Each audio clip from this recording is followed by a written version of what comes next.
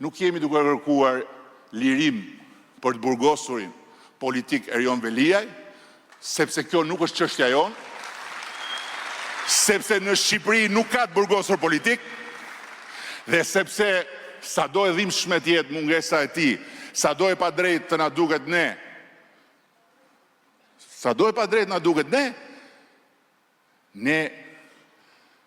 pikërisht pse jemi këtu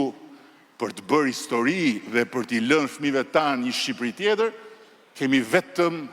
një detyrë jashtëzakonisht vështirë, detyrën që Fatos Nano e kreu më së miri, duke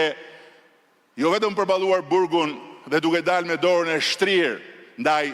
burgosit të tij, por dhe duke përballuar poshtrime tjera, por pa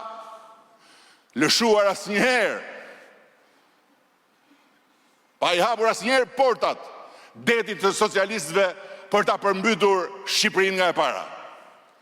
por duke krijuar kushtet që hap pas hapi ne të vim këtu ku jemi.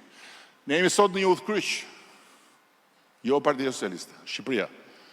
Një udhkryq midis të shkuarës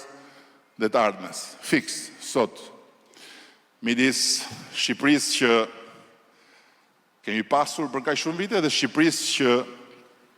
ne kemi misionin t'i lëmë fëmijëve tanë që ta kenë asaj në Bashkimin Evropian. Dhe